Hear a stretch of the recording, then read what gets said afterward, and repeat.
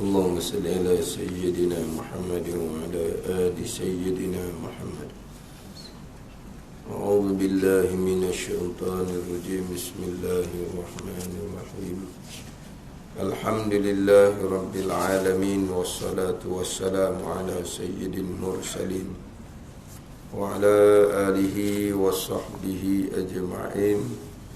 رب اشرح لي صدري ويسر لي أمري واحلل عقدة من لساني يفقه قولي.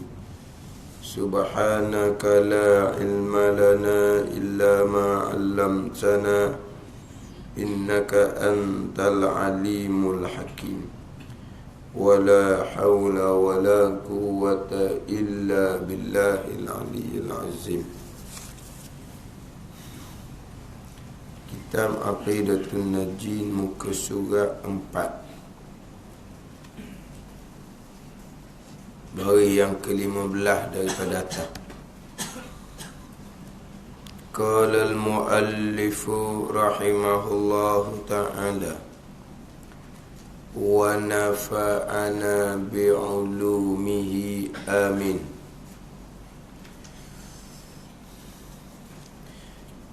Dan adapun salam itu, maka maknanya makna salam aman. Itu makna pada lugah. Dan adapun salam pada matan Ummul Barahin, wassalatu wassalamu ala Rasulillah. Wassalatu terdahulu, as-salah dengan makna Allah Ta'ala, kita memohon kepada Allah supaya Allah Ta'ala menambahkan kerahmatan ke atas Nabi sallallahu alaihi wasallam. Itu as-salah. Kita mohon kepada Allah supaya Allah menambahkan rahmat ke atas Nabi sallallahu alaihi wasallam. Kemudian ni wassalatu wassalamu. Apa makna salam tu pula? Ini syarahan dia. Hak terdahulunya matan Ummul Barahin. Guna syarahan ni huraian ni hak dalam kitab Aqidatun Najin. Dan ada pun salam itu. Apa makna salam? Makna salam tu maka maknanya makna salam aman. Aman ni pun kalau kira bukan bahasa Melayu juga sah. Bahasa Arab aman. Kita Melayu aman jugalah. Dia asal bahasa Arabnya amina ya'manu amnan.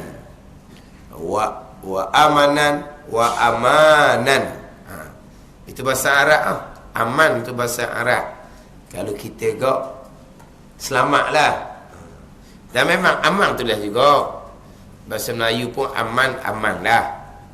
Tapi kalau kira aman tu sendiri pun masih lagi asalnya bahasa Arab. Amina ya'manu amanan dengan makna selamat. Itu asal. Aman tu asalnya selamat. Tapi aman pun jadi bahasa kita lah. Maka maknanya makna salam aman. Bermula muraknya, murak salam itu, dalam doa kita minta wassalatu wassalamu. Apa murak? Apa yang dikenaki dengan aman tu? Apa yang dikenaki dengan salam? Dari segi maknanya adalah aman. Murak ni yang dikehendaki lah. Murak dia bahasa kita murak. Kadang-kadang bahasa orang mengajar. Murak pengarang bukan hak zahir itu makna murak pengarang. Murak pengarangnya begiang. Dulu asalnya bila biasalah mari baba-baba dia foto ni, dia banyak menggunakan murak tu. Jadi orang kita tak biasa ni, dia apa pula murak? Kalau kata murah, mungkin nama orang tau. Murah. Ni murak. Murak musannif pula. Murak muallif pula. Satu dah murak. Lepas tu musannif, muallif. Dikira gitulah cakapan. Tapi bukan bahasa Melayu betul lah, bukan bahasa Melayu. Macam sinilah. Ni kita tak jauh kitab Melayu ni. Dan yang di murak-murak tu kan tu. Bermula muraknya. Dia jadi bahasa Melayu lah. Bahasa Melayu kita ni kan, dia kadang-kadang daripada asalnya bahasa Arab. Orang learning pula kadang-kadang dari segi mari daripada bahasa orang putih. Meduk su gapo dah tahu. Cakap-cakap su. Cakap-cakap su. Su tu. Lepas tu cakap lain cakap Melayu. Tapi tu su tu buat apa? Kita jadi bahasa Melayu dah. Panggil apa? Bahasa rojok apa? Bahasa capur. Dia capur. Jadi kalau kita tak pandai bahasa putih ni, adalah benda yang kita tak faham perkataan. Kemudian tempat ilmunya pula bahasa dia asal Arab. Jadi kalau kita tak biasa, tak faham lah kita nak kerti bahasa Arab. Gitulah. Jadi murak-murak ni perkara dia kendaki. Bermula muraknya itu, murak salam tu, aman Nabi sallallahu alaihi wasallam. Selamat Nabi sallallahu alaihi wasallam daripada barang yang ketakutan ia Nabi atas ummah. Kerana bahawa Nabi sallallahu alaihi wasallam itu maksum, maka betapa takut ia atas dirinya. Bahkan takut ia atas dirinya kerana haibah dan kerana membesarkan Allah Subhanahu wa ta'ala. Jadi murak dengan salam dengan makna aman ni, aman Nabi sallallahu alaihi wasallam daripada barang yang ketakutan ia atas ummahnya. Hak Nabi kita duk bimbang. Hak Nabi kita duk bimbang atas umat tu. Hak tu hak kita minta dengan Allah supaya Allah Taala selamat. Hak ketakutan Nabi atas ummah dia. Adapun diri Nabi sendiri, dia gini. Dia sebenarnya apabila timbul kebimbangan, timbul ketakutan, jadi susah juga. Jadi kita minta kepada Allah supaya Nabi ni selamat daripada kebimbangan ni. Macam kita lah. Kita bimbang gapa-gapa, tak nera tidur. Boleh nyakit naik darah lah kayak gini. Sebab apa? Kebimbangan ni.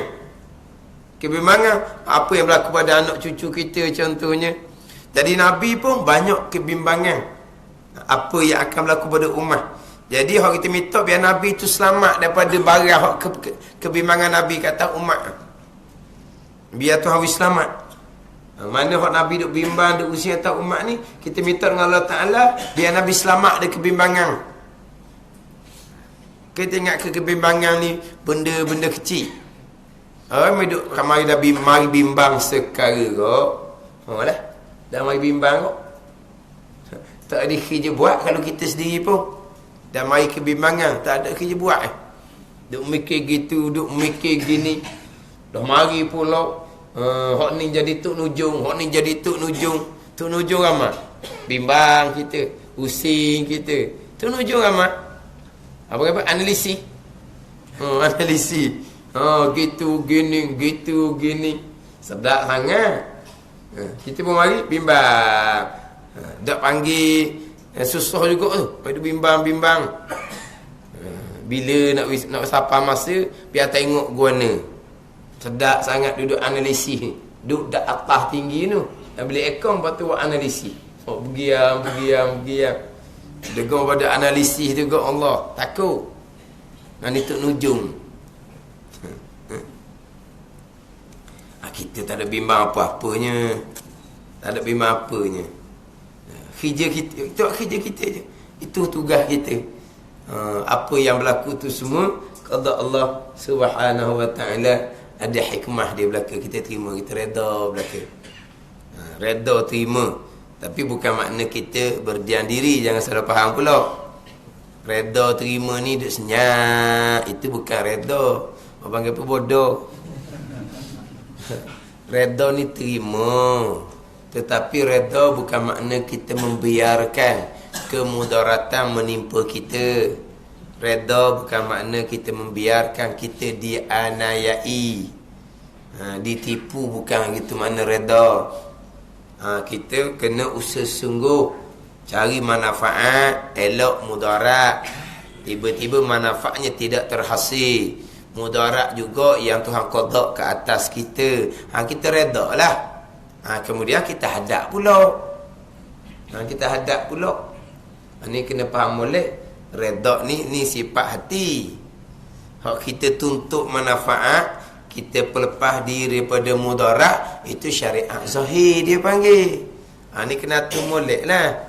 Kemudian kenapa kita redha? Sebab segala-gala yang berlaku qada Allah, itu pegangan. Kita pegang akidah kita tetap dah segala-gala qada Allah. Kalau segala-gala qada Allah, kita kena redha, kena terimalah. Itu syarat hati. Kemudian Allah perintah kita buat asbab. Allah perintah kita berusaha. Kita buat asbab, kita berusaha. Itu syariat zahir. Kemudian apabila kita diperdaya, kalau kita boleh lawan, kita lawan. Kalau kita boleh bantah, kita bantah. Kalau kita boleh pertikar, kita pertikar. Itu syariat zahir. Kita bantah, kita lawan, kita pertikai, bukan berarti kita tak redha. Kita bantah atau kita pertikar sebab penipuan itu perkara dilarang pada syarak. Tapi kalaulah kita bantah, kita pertikai pun rugi ahli kita juga. Tak ada manfaatnya kita pun tak bantah lah. Sebab tak ada manfaat kepada kita. Kenapa awak tidak bantah? Kenapa awak tidak pertikai? Berlakunya penipuan. Jangan jawab kerana saya redha, sebab tu saya tak bantah. Tak tu. Saya tak bantah kerana tak ada manfaat. Habis duit, habis masa je. Saat mana kita bantah ataupun tidak, redha ni tetap dalam hatinya. Itu sifat mahmudah. Jangan jawab kenapa tidak bantah. Sebab kita redha. Sebelum daripada tu terdahulunya dulu kita bantah. Kenapa kita dahulunya kita bantah? Sebab kita tidak redha. Nanti jawapan tak betul. Tak bantah, tak pertikar, jawabnya tak kerana kami redha. Jawapan tu tak betul. Kami tidak bantah, tidak pertikai kerana kalau bantah pertikai pun tak ada guna. Nak bantah pun kena keluar duit dah. Habis duit saja je. Tak sudah bantah lah. Kenapa? Kerana habis masa kita, habis duit kita je. Jangan jawab kenapa kamu tidak bantah. Kerana kami redha. Tak betul. Bantah ke tak bantah, itu syariat zahir. Redha ni syariat hati tetap dah. Sama ada bantah ataupun tidak. Ni kita kena letak molek agama ni. Hak kita berpegang segala-gala tu daripada Allah tu akidah. Kadang-kadang orang yang terpesong ni, apabila orang bantah ni tidak redha dengan qada Allah, tidak beriman dengan qada Allah, sebab tu dia bantah. Ni lagi karut. Tapi orang agama juga, bila timbul bantahan-bantahan, orang agama pun bercakap yang dibantah tu, keputusan yang berlaku tu Allah qada kan. Menang ke kalau ke Allah qada kan? Qada Allah. Kenapa bantah? Awak bantah tu awak tidak redha dan awak tidak beriman dengan qada Allah. Jauhnya dia lagi.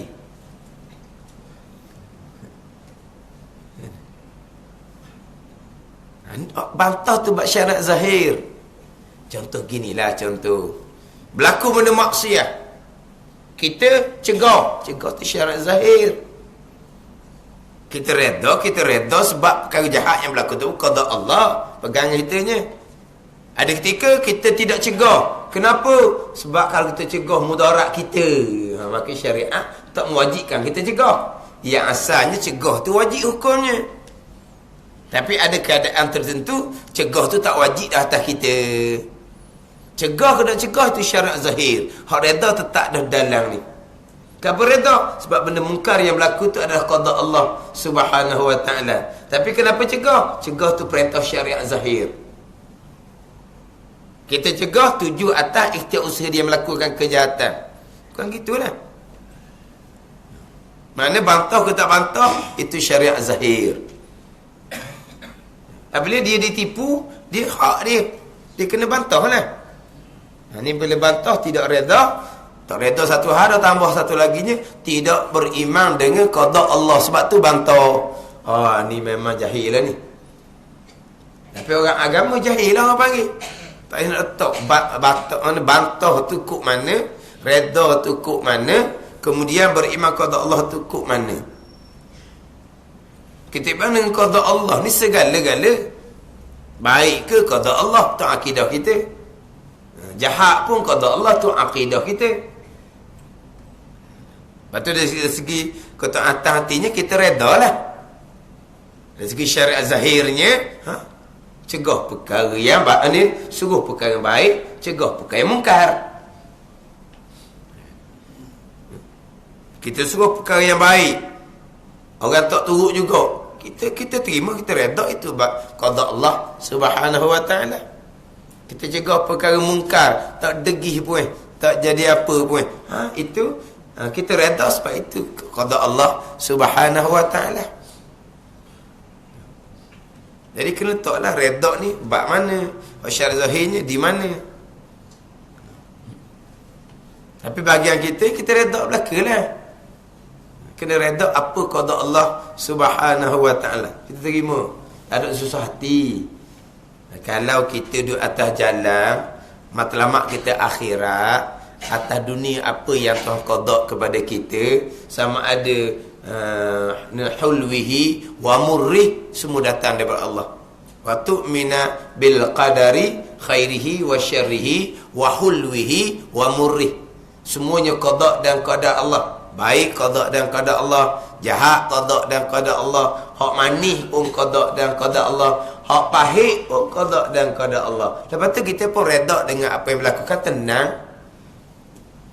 Lepas tu kenapa bersungguh-sungguh berjuang? Syariat zahir perintah Allah Ta'ala perintah kepada kita. Lepas tu apa di hadapannya kita berserah kepada Allah Subhanahu wa taala, tertawakul kepada Allah. Bila keluar keputusan, kita reda. Kalau keputusan tu manis, kita bersyukur. Kalau keputusan tu pahit, kita reda dan sabar. Itulah. Kalau duduk tahap ni, tak ada apa-apanya kita. Tapi kalau orang matlamat perjuangannya atas dunia, huru-hara lah. Tak nak tidur lah mikir. Guana ni, duk mikir. Sebab apa matlamatnya atas dunia? Kita dah. Matlamat kita ni untuk bekal akhirat dah.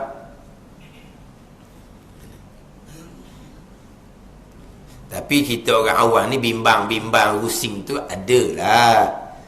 Sedap duk cerita gitu gini punya Tok Nujung ni, mari jugalah. Tapi kok mana kita janji jalan tu betul, kita turut. Lepas tu macam mana Tuhan tak qadakan kemenangan kepada kita, tak ikut syarat koknya kita. Tak ikut syarat, adalah tu. Ada hikmah dia belaka. Kita reda dan kita samalah sampai ke mati. Perjuangan kita sama sampai ke mati.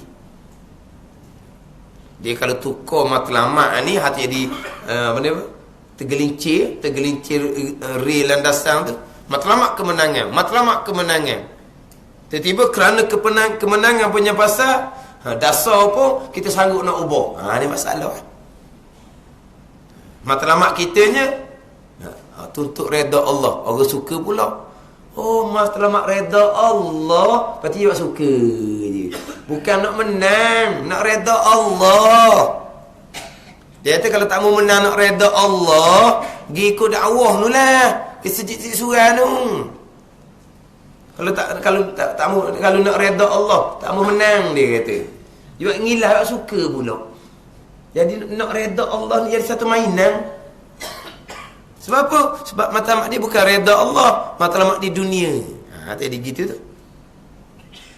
Kita matlamat kita reda Allah, kemenangan hari akhirat. Atas dunia nak tuhawi kemenangan, alhamdulillah.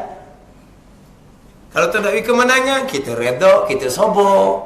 Kita takkan kecewa. Kita takkan iktiraf. Qada Allah, bapalah Tuhan ni. Orang nak benda molek, payah sangat nak kemenang. Itu abang iktiraf, nak bangkang qada Allah Subhanahu wa taala. Salah kita. Pertama kita redha Allah. Menang kalau kita hadap. Tu je lah. Nak redha Allah. Bukan nak menang. Dia pun gila. Orang Islam tu. Kalau nak redha Allah, tak ambuh menang, masuk dakwah lah, dia kata. Pikul belanga pergi sijik surah. Kata boleh cakap gitu. Sebab apa tu? Sebab matlamatnya dunia. Kemenangan, kemegahan atas dunia. Jadi pindah, tak kira lah kok mana pun. Tak kira lah. Mari macam mana pun dia turun. Lepas tu, dasar apa semua tu, berubahlah ke dia, tak apa dah.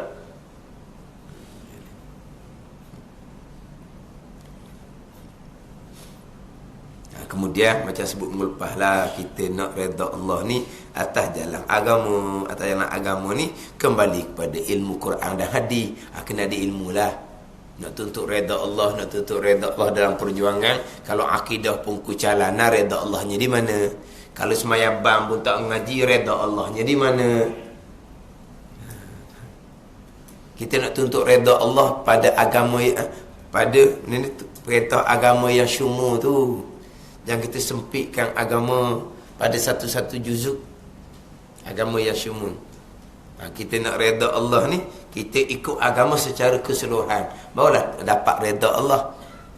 Akidah kita pun akidah yang sebenar. Semayabang kita pun dengan ilmu. Hak sifat mahmudah keikhlasan ni, kita kemah molek. Ikhlas, tawakul, redha, sabar, syukur ni pacok dalam hati ni. Sebab apa? Sebab ilmu tu kemah dah. Kita kenal ikhlas tu apa benda, redha tu apa benda. Ni kadang redha pun tak tahu apa makna redha. Lepas tu kita nak bersifat dengan redha kot mana? Redha ni bukan pasrah. Pasrah ni orang putus asa. Dah, kita bukan pasrah. Kita menunaikan segala perintah, termasuk perintah zahir, tapi hati kita redha, kita terima. Sebab kalau kita tak redha pun, kita baca dah dalam wirid solat tu kan, wala radda lima qadait, tidak ada yang boleh menolak qada engkau ya Allah, kata. Tak qada dah seumpama tu. Kita boleh ubah? Tak boleh. Apa tu? Redha je lah jalan dia ni. Kalau kita tak redha, berdosa kita. Lepas tu, boleh berubah. Boleh. Turun tanah kita gelepar macam budak-budak. Jadi pasal lain kan? Qada Allah tetap berlaku. Kita terima je lah. Tapi kata nak tuntut redha tu. Nak tuntut redha Allah ni, kena kemah lah. Kena kemah. Hak mari bimbang tu bahasa dia lah. Jenis kita orang hak ni banyak duk gantung pada asbab gitulah. Tengok pada zahir air pusing, tengok pada zahir air pusing. Tengok zahir, tengok orang duk gantung tu pun pusing tau. Oh banyak sini, tak ada hak kita banyak. Tu apa ni? Oh tak ada sini ni. Oh tak ada apa kali. Kau ni. Ada tempat banyak tu, ada tempat banyak ni. Kapung-kapung tu kapung tu kuat tu kan, masuk kapung ni kuat ni pula kau ni. Dia orang gantung-gantung tu, kira tempat tu kuat ke mana? Ke duit banyak ke mana? Yelah kadang-kadang satu tempat tu satu lambang je, tak ada lambang lain. Masuk satu tempat pula, lambang tu je, tak ada lambang lain.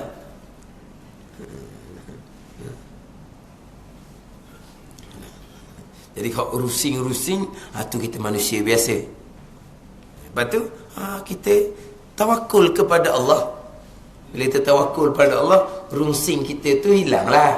Tawakul, tafwid, berserah kepada Allah. Buat asbab molek dan berserah kepada Allah. Jangan berserah tanpa buat asbab. Itu bukan tawakul, itu umniyah. Umniyah dipanggil angan-angan kosong. Nak redha Allah, belajarnya tidak. Nak dapat kemenangan kejayaan, berusahanya tidak. Itu umniyah, angan-angan kosong. Itu dicela pada syarak tu. Tidak pada syarak. Buat asbab molek, kemudian kita berserah kepada Allah. Apa yang Tuhan qada pada kita, kita redha. Tapi cuma nak ceritanya, kebimbangan tu satu benda yang susah jugalah. Jadi kita mohon salam pada Rasul ni, kita mahu Rasul ni aman daripada barang yang ketakutan ia atas ummahnya, kebimbangan ia atas ummahnya. Hak Nabi duk bimbang ni, kita minta biar Nabi tu selamat daripada kebimbangan ni. Biar Nabi kita tak bimbang dah hak atas ummah ni. Kerana bahawasanya Nabi SAW itu maksum. Nabi maksum. Bila Nabi maksum, maka betapa takut ia atas dirinya. Betapa takut ia atas dirinya. Sebab apa? Sebab Nabi maksum. Nabi dipelihara oleh Allah Subhanahu wa ta'ala. Nabi nak bimbang atas diri dia. Jadi hak kita minta ni hak ketakutan Nabi atas ummah tu. Adapun diri Nabi tu maksum, terpelihara. Nabi ni ismah, terpelihara daripada segala-gala perkara. Ismah itulah. Kita jangan sebut ismah, kita sebut ini amanah. Sebut sifat sidik amanah. Setengah kitab sidik ismah. Ismah ni maksum tu lah. Terpelihara daripada segala-gala. Terpelihara daripada melakukan perkataan larang. Terpelihara daripada musibah-musibah dunia. Tu ismah, terpelihara. Nabi maksum. Maka betapa takut atas dirinya. Bahkan tetapi takut ia atasnya tadi kerana haibah dan kerana membesarkan Allah Subhanahu wa ta'ala. Tu takutlah hai waktu. Ada dalam hadis tu.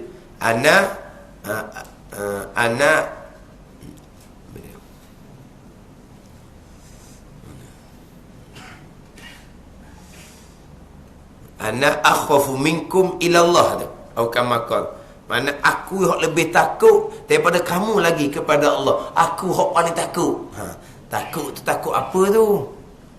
Tu takut kerana haibah, kerana gerung dan kerana membesarkan Allah Subhanahu wa ta'ala. Tu takut tu. Bukan takut kerana Nabi ni tak maksum, tak pelihara, bukan. Tu takut kerana haibah dan membesarkan Allah Subhanahu wa ta'ala. Kerana seseorang itu tiap-tiap bersangatan dapingnya daripada Allah, dan saya bersangatan takutnya kepada Allah Subhanahu wa ta'ala. Kerana seseorang itu hak Nabi takut akan Allah ni, takut kerana haibah, kerana gerung dan kerana membesarkan Allah ni. Kerana seseorang itu tiap-tiap bersangatan dapingnya. Daping ni rapat lah. Kita damping tau. Ejaan kita tau. Damping. Ni daping. Kita cakap Terengganu pun tak ada M juga tau. Kau cakap mana? Tak ada damping, tak ada tau. Ni kita Terengganu ni. Akhirnya tak faham mana kitab ni kata apa. Bersangatan dapingnya. Bersangatan daping seseorang. Bersangatan dekat ataupun hampir hati seseorang. Bila bersangatan dapingnya daripada Allah Ta'ala, nescaya bersangatan takutnya kepada Allah Subhanahu wa ta'ala. Orang yang hampir hati dengan Tuhan, orang yang lagi hampir, lagi muqarrabin dengan Tuhannya, lagilah takut akan Allah Subhanahu wa ta'ala.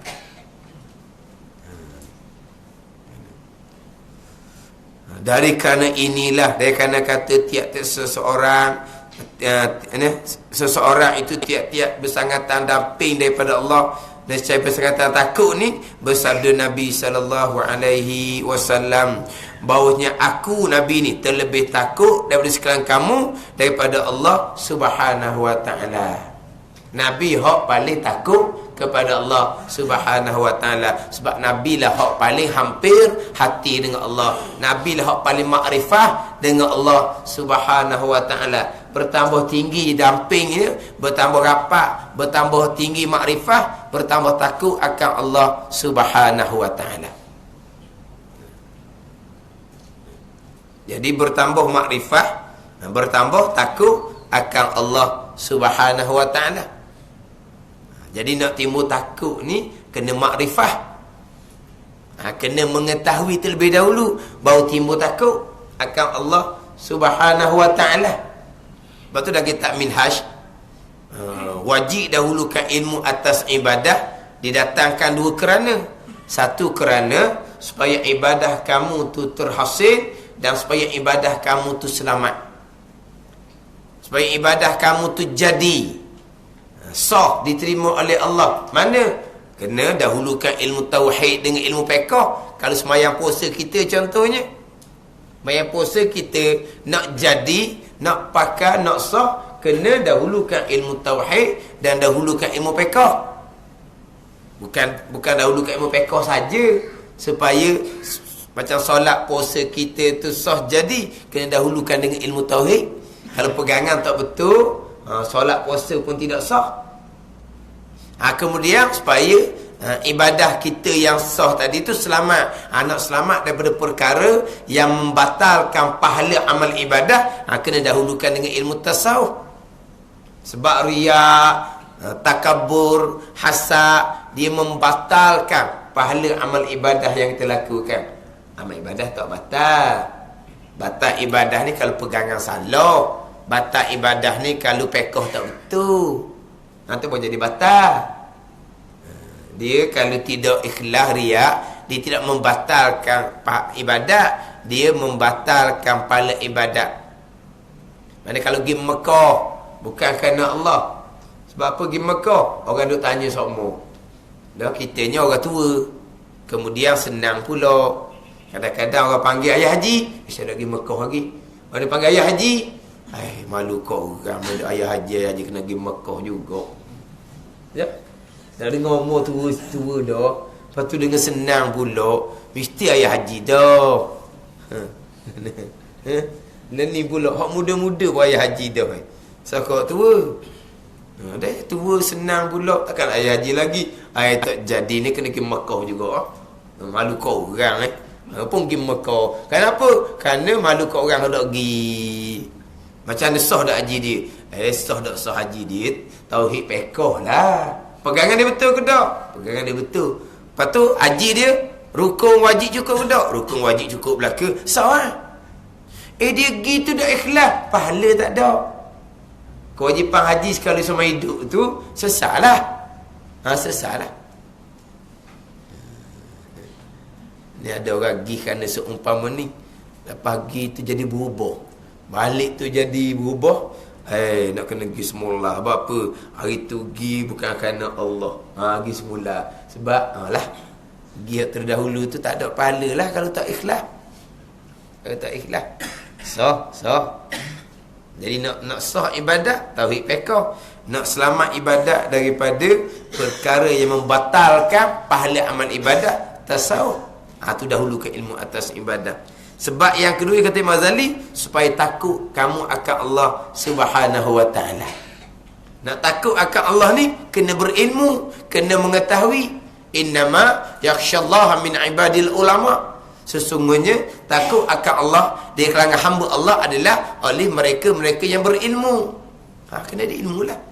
Bertambah tinggi ilmu, bertambah takut akan Allah Subhanahu wa ta'ala. Kemudian hati pun bertambah makrifah, lagi takut kepada Allah Subhanahu wa ta'ala. Takut yang sebenar lah. Tapi kalau ilmu tak ada, kadang-kadang tak ada takut apa-apa pun. Ilmu tak ada takut apa-apa pun. Semayang pun tak bimbang, puasa pun tak bimbang. Alah semayang je. Jak budak lagi semayang, tak ada bimbang apa pun. Tak ada takut apa pun. Sebab tak tahu ke apa. Dia tahu pun hukum hakam solat tu macam mana. Maka nak takut dia. Senang je dia. Tapi apabila kita belajar, takut kita. Kalau pegangan tak betul, mahibang tak terima. Kalau pekah tak betul, mahibang tak terima. Kalau betul pegangan, betul pekah, tapi kalau hati tak ikhlas, tak terima mahibang kita. Baru takut akan Allah Subhanahu wa ta'ala. Bertambah ilmu, bertambah takut. Kemudian apabila ada ilmu amal, makrifah dalam pun kau kuat. Hati pun kau damping dengan Allah. Maka bertambahlah takut akan Allah Subhanahu wa ta'ala.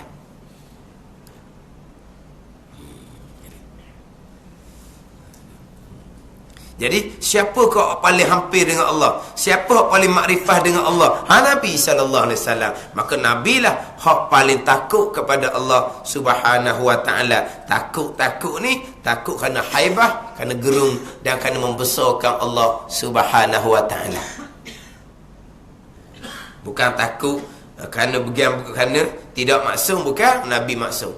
Takut kerana haibah dan kerana membesarkan Allah Subhanahu wa taala. Ni pelik. Bertambah rapat dengan Tuhan, bertambah makrifah dengan Tuhan, mayang tak payah. Ni hak paling damping dengan Tuhan ni. Hak paling makrifah dengan Tuhan. Semayang sunat bekok kaki. Dia dok Kau damping, kau rapat, kau makrifah, tak payah mayang. Itu jelas-jelas sesak. Tapi pandai cakap begitu begini. Kadang-kadang Allah pelik dok mayang tu, tapi ilmu dia makan dia dok. Jadi orang ni kadang-kadang macam aku ni apa cakap pandai. Kadang-kadang aku ni bakal ada giang dia bakali. Giang dia kok mana? Bukan apa peringkat kalau dikata semayang tu tak wajib kapi terus ni.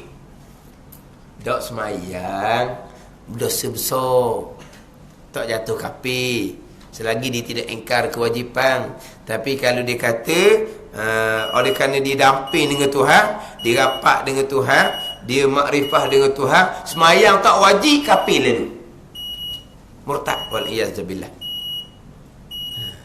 Tak semayang tidak diihsan.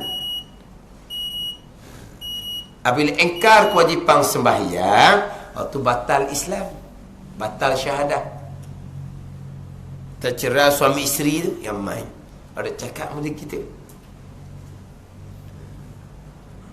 Itu kata kita kena dalam bab terima dengan laksana ni kena letak molek. Tak terima perkara agama yang ijma' ulama memang batal Islam. Tak laksana tak ada ihsan. Islam tak batal, tapi Islam tak pakai lah.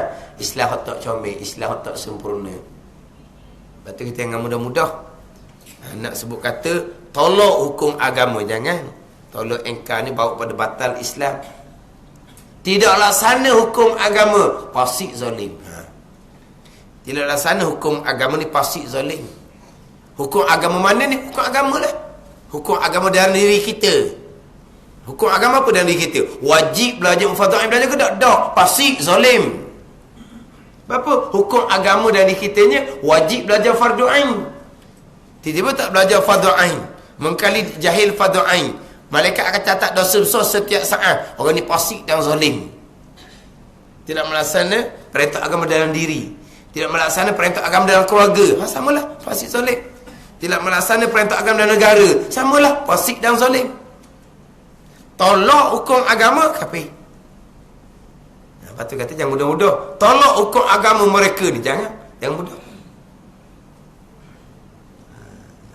Kita kena beza antara tolak dengan tidak laksana. Tak laksana tu tolak. Ni pun orang nak faham pasal ni pun. Tak laksana tu tolak, engkar dah tu. Contoh, orang yang tak solat semestinya diengkar tolak kewajipan solat. Orang yang tidak tutup aurat perempuan semestinya diengkar tolak hukum wajib tutup aurat. Tak jangan kata gitu. Tu kata kena letak molek. Tolak engkar perkara agama dengan tidak laksana perkara agama. Tolak engkar perkara agama yang ijma' ulama, yang semua orang maklum belaka, murtad orang ni, kafir orang ni. Tak laksana perkara agama, yang mana perkara agama tu kewajipan ijma' ulama, contohnya orang ni fasik dan zalim. Bukan kata tidak laksana perkara agama ni benda kecil, bukan. Bila laksana perkara agama dalam keadaan derhaka pada Allah, walaupun iman akidah kita ada, tapi lama-lama dia akan lawah lah. Lawah mana? Jadi kalau lama kau kurang, akhirnya syak dalam hati kita akan hukum agama Allah Subhanahu wa syak. Syak punah kita. Hati ni syak. Apa hati ni syok? Sebab tak laksana dalam derhaka, akhirnya kita pun tak yakin kepada Allah Subhanahu wa ta'ala. Tapi kalau kita berjuang untuk supaya dilaksanakan hukum agama, kita taat kepada Allah, maka keyakinan kepada hukum agama kita kuat. Tapi bagi mereka yang bersama dengan golongan yang tak mahu laksana hukum agama, walaupun tidak tolak, tidak engkar sekalipun, duduk dalam fasik dan zalim, derhaka. Dia derhaka ni berdosa. Dalam ni lama-lama kolmoh iman, akhirnya syok dan tak yakin kepada hukum Allah Subhanahu wa ta'ala. Habis cerita lah. Lepas tu kata jangan mudah. Orang yang bersama dengan mereka yang tidak mahu laksana perintah agama, jangan mudah-mudah. Fasik zalim je, dak kafir lagi. Dak kafir lagi. Tapi fasik zalim ni derhaka pada Allah, berdosa. Hak penting dalam iman dalam. Hak mulut manis je, hak mulut ni. Hak Islam ni, hak pakaian zahir ni mudah je kita jaganya. Cakap manis. Tapi dalam dosa. Akhirnya iman tu macam mana? Kita ada Islam, kita ada iman. Imannya macam mana? Hak kepercayaan kita kepada Allah tu macam mana?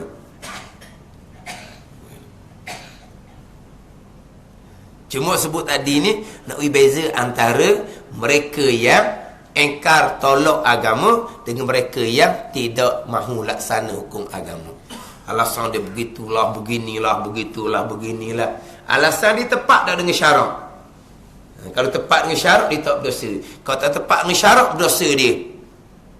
Dah dia ni boleh naik seorang itu dah. Hak pakai akak tu lah. Hak pakai akak samalah. Waktu kata nak buat gapo-gapo pun kena tepuk dada tanya iman. Jangan buat lebih kurang. Kita akhirat, dunia hanya ni tempat kita buat bekah aja atas dunia ni. Jangan buat benda hak berdosa. Tak ada lelah kita ni. Kita belajar, kita buat amal, kita ingat ke tak berdosa kita ni. Kena orang yang tak mahu laksana hukum agama tu, kita yang akad dia. Kita berdosa lah. Sebab laksana hukum agama dalam negara wajib ijma' ulama'. Ingat baik. Bukan kata laksana hukum agama dalam diri saja. Bukan laksana hukum agama dalam keluarga sahaja. Laksana hukum agama dalam negara wajib ijma' ulama'. Wajib ijma' ulama'. Maka kita berkewajipanlah berjuang supaya hukum agama tertegak. Tiba-tiba kita berjuang nak lawan daripada hukum agama tertegak. Derhakalah kita. Lama mana hukum agama tu tidak tertegak kerana perjuangan kita, kerana sokongan kita. Selama itulah kita ada saham. Jangan buat mudah benda ni.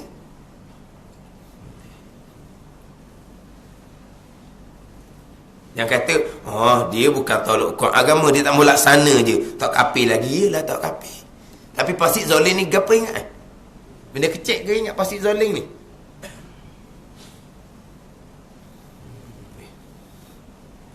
Cuma kita kadang-kadang nak beza antara Islam dengan ihsan tu. Islam terima, ihsan laksana. Saya biasa buat misal kau, poligami lah. Perempuan marah misal tu. Yelah. Terima tak hukum poligami? Terima hukum Allah kan? Setuju tak laksana? Tu bolak mata. Tengok beza tu. Terima tak hukum poligami? Kena terima tu hukum Allah.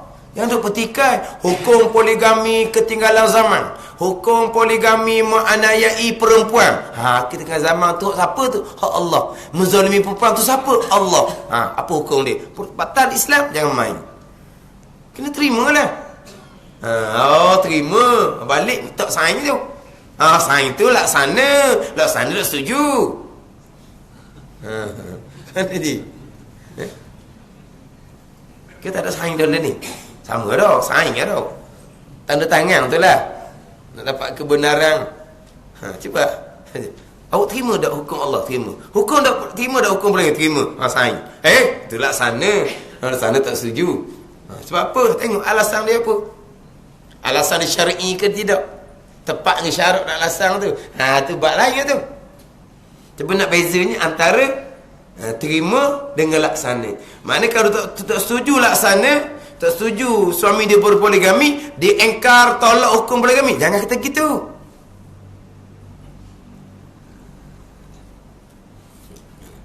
Nak beza antara Islam terima, ihsan laksana.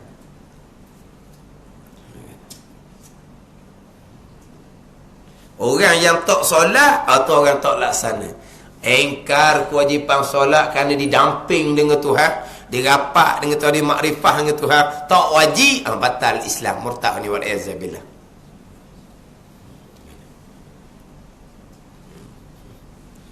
Dirapat dengan Tuhan, dimakrifah dengan Tuhan, tak payah mayang. Sebelum tu dak mayang dah. Bapa dak mayang? Mayang warna, kita dak kenal Tuhan. Dak kenal Tuhan. Bila dak kenal Tuhan ni, dia kata semua dinding. Tak mayang lagi sebab tak kenal Tuhan lagi. Kata lama tu kenal dah Tuhan, kenal dah. Mayang tak lagi. Tak payah mayang dah, kenal dah. Pula dah. Jadi tak payah mayang lah. Sebelum tu dak mayang kan dia dak kenal. Lepas kenal pun mayang juga sebab kenal dah. Kena tak mahu mayang. Tak jumpa orang pasal ni. Dia punya cakap jangan main buat hukum. Pertikai hukum agama Syiah. Orang yang bersangatan rapat dengan Tuhan, kau rapat, kau makrifah, kau takut. Kau takut, kenapa? Kerana membesarkan Allah Subhanahu wa ta'ala. Jadi Nabi takut akan Allah ni, takut kerana haibah dan kerana membesarkan Allah Subhanahu wa ta'ala. Dan kata qil, kata setengah ulama, bermula muraknya, bermula dikendaki dengan salam.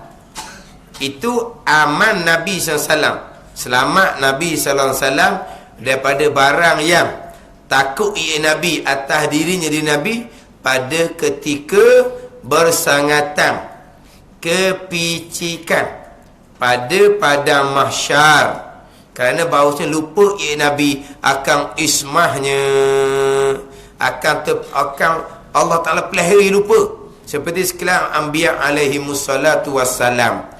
Hak kata kita minta Nabi selamat ni, selamat dia, hak Nabi takut tu ketika bersangatan kepicikan pada padang mahsyar. Minta tu, kata setengah ulama. Sebab apa? Nabi kita ismah, terpelihara, Allah pelihara. Tapi Nabi lupa dia ni terpelihara. Sebab apa? Sebab bersangatan kepicikan, apa? Kepicikan ni. Hak di padang mahsyar, hingga Nabi lupa bahawa dia tu akal ismahnya, ismah maksum tu lah, akal ismahnya akan terpeliharanya. Seperti sekalian Anbiya alaihissalatu wassalam, sekian Anbiya pun takut juga, sekian Anbiya ismah juga terpelihara. Kenapa takut? Kerana lupa dah akal ismah tu, kerana bersangatan kepicikan di padang mahsyar. Ada kata setengah, kita minta wassalatu wassalamu, kita mohon pada Allah supaya beri rahmat, supaya Allah Ta'ala beri kesejahteraan. Kesejahteraan mana ni? Kesejahteraan daripada ketakutan Nabi pada hari akhir di padang mahsyar. Gitu. Itu kata setengah ulama. Hak kita nak minta tu lah, wasallimu taslima. Tuhan minta, suruh kita minta kesejahteraan ke atas Nabi tu. Wasallimu taslima, kita untuk minta kesejahteraan atas Nabi. Sejahtera apa? Nabi maksum, Nabi ismah terpelihara. Ni sejahtera daripada ketakutan Nabi di padang mahsyar. Ketika tu Nabi lupa bahawa dia ni ada ismah terpelihara.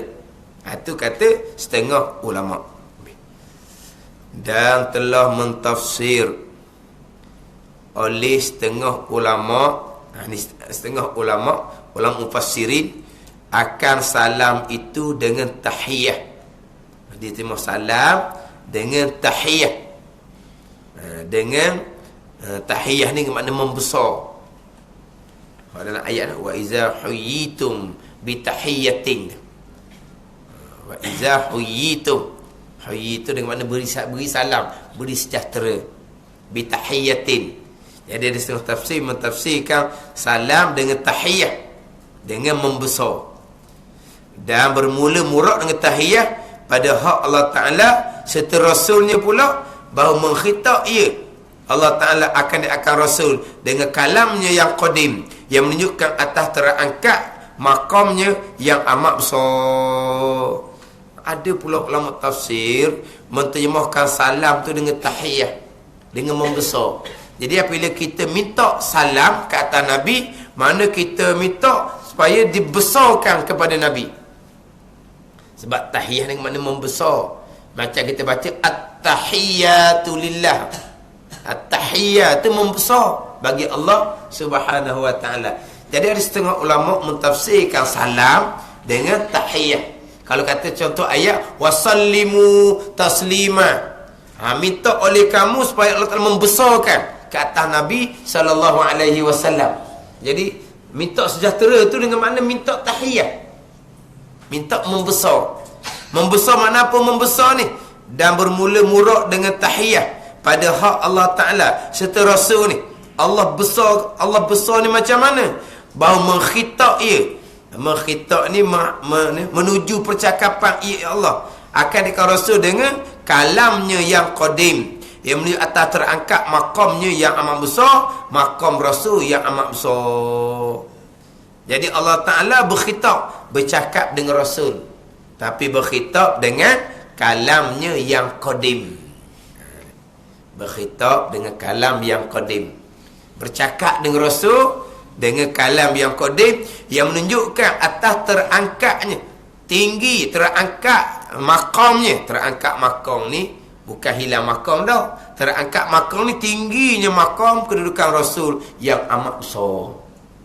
Bila bercakap, Allah bercakap dengan Rasul ni, mana apa? Besar Rasul ni. Sebagaimana Allah Ta'ala bercakap dengan Nabi Musa AS tu. Tapi Allah bercakap Allah dengan Rasul ni dengan kalamnya yang qadim. Dia contoh kalau kita ngaji dalam tauhid, bercakap Allah dengan Nabi Musa AS ni, pandangan Imam Asy'ari, Allah Ta'ala buka hijab, Nabi Musa AS dengar kalam Allah yang qadim, yang tidak berhuruf, yang tidak bersuara. Dengar macam mana sifat kalam Allah yang tidak berhuruf dan suara, dengar ke mana? Ada tak sifat kalam Allah? Ada. Tiap-tiap benda yang ada sah didengar. Boleh didengar. Walaupun tak ada bunyi sekalipun. Kalau Allah boleh dengar. Cuma adat kita boleh dengar benda yang ada bunyi je. Boleh dengar benda yang ada bunyi je. Itu adat kita lah. Tapi sampai di hari akhirat, Allah memperkuat, Allah beri kekuatan pendengar kita 10,000, kita boleh dengar semua hak dalam syurga walaupun tak ada bunyi sekalipun. Dia katakan kita dengar benda bunyi tu adab hak Tuhan buat atas dunia. Dengar-dengar benda ada bunyi tu adab hak sama-sama buat atas dunia. Tapi asalkan benda tu ada, boleh dengar. Tengok dalam syurga, bila pendengaran kita dikuatkan 110,000, maka boleh dengar benda dalam syurga walaupun tak ada bunyi sekalipun. Jadi sifat kalam Allah yang qadim ni ada ke tak? Ada. Maka boleh dengar kan? Ini jalanan Imam Asy'ari. Jalanan Imam Maturidi, contoh macam Allah bercakap dengan Nabi Musa AS, Allah bercakap dengan Nabi kita pada malam Isra dan Mi'raj ni, Allah menjadikan bunyi yang Nabi Musa, Nabi SAW dengar, hak kalam yang bunyi hak baharu tu. Itu pandangan Imam Maturidi. Itu mudah kita nampak. Allah menjadikan bunyi di udara yang Nabi Musa dengar bunyi tu. Itu kalam yang baharu tu. Allah menjadikan bunyi di udara, Nabi kita dengar percakapan Allah pada malam Isra dan Mi'raj. Itu jalanan Imam Maturidi. Ni dak ni. Ni khitab dengan kalamnya yang qadim, yang tidak berhuruf, yang tidak bersuara. Nak berkhitab macam mana? Nak bercakap, nak dengar macam mana? Sebab tak bunyi. Tidak berhuruf, tidak bersuara pun ada boleh berkhitab lah. Itu payah sikit kita nak faham. Contoh kita biasa dengarnya, hak bercakap Allah dengan Nabi Musa kan. Nabi Musa dengar apa? Hak Nabi Musa dengar ni, Nabi Musa dengar hak perkataan hak pa di udara, hak Allah Taala jadikan. Tu jalanan Imam Maturidi. Dengar perkataan bunyi macam kita dengar ni. Allah jadikan perkataan tu di udara. Maka Nabi Musa pun dengar kalam lafzi, hak pa bunyinya. Tapi itu baru. Tapi dalam pandangan Imam Asy'ari tidak. Nabi Musa dengar kalam Allah yang qadim, yang tidak berhuruf, yang tidak bersuara. Dengar macam mana? Allah boleh dengar sebab benda ada. Perkara itu ada kan? Gitu je. Tapi payah sikit kita nak nakat, nak faham hak pandangan Imam Asy'ari. Macam sini bahawa mengkhitabi Allah akan rasul ni dengan kalamnya yang qadim. Kalam ismi ni. Kalam ismi, kalam yang ada di zat Allah Subhanahu wa taala. Jadi berkhitab dengan kalam tu. Sifat kalam Allah tidak berhuruf, tidak bersuara. Dengar tu lah. Dah tidak berhuruf, tidak bersuara, dengar kok mana? Tu habis dengar lah. Sebab sifat kalam Allah tu ada.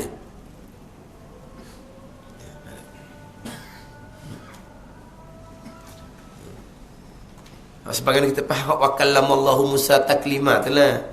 Berkata-kata Allah Taala dengan Nabi Musa. Berkata-kata macam mana? Nabi Musa dengar perkataan mana?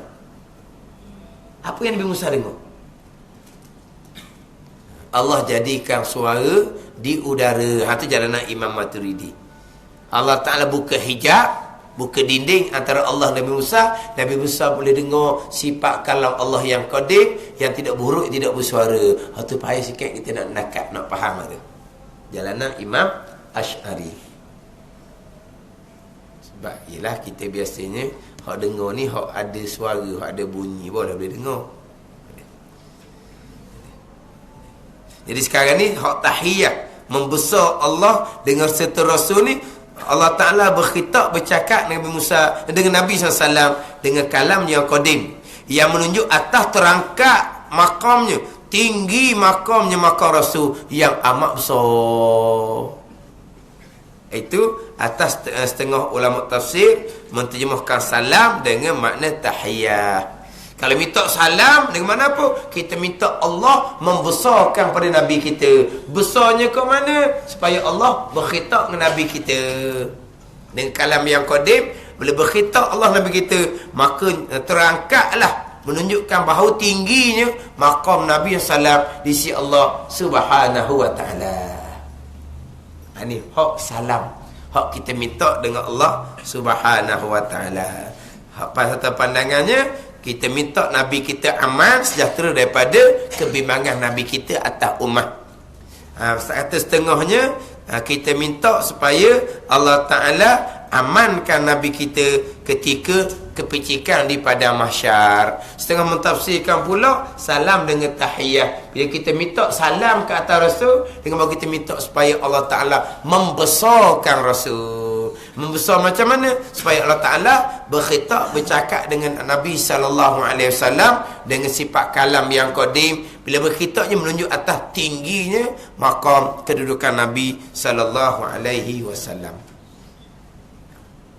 Jadi kalau kita nak rekah gak, hak kita minta Allahumma salli wa sallim.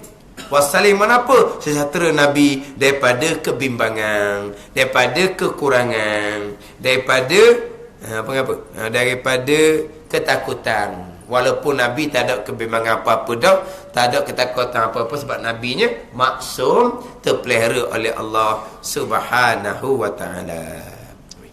Dan ketahui olehmu bahawasanya Rasul itu maknanya pada lughah yang dibangkitkan dari satu tempat pada tempat yang lain. Rasul ni mana utusan. Utusan ni maknanya orang hantar satu tempat kepada satu tempat. Tu panggil Rasul, utusan. Utusan, tukang bawa. Utusan tu asal Rasul. Kalau kita Rasul macam postman, gitulah asalnya. Asal Rasul pada lughah. Ni timbul mana pula ni? Sesar dah cerita makna selawat. Sesar cerita makna salam. Nak mensyarahkan hak mana selawat salam? Hak dalam matan Ummul Barahi, wassalatu wassalamu. Tu ni cerita bab Rasul ni pula. Gapo pula ni? Wassalatu wassalamu ala Rasulillah. Ni matan ala Rasulillah, atas Rasulillah. Rasul mana apa? Dia buat waktu nah. Ini abang ke syarah-syarah ni. Wassalatu wassalamu ala Rasulillah. Kemudian terdahulunya didatangkan. Kenapa kau kita datangkan selawat salam? Kemudian apa makna selawat? Kemudian apa makna salam? Nak cerita pula apa makna Rasul.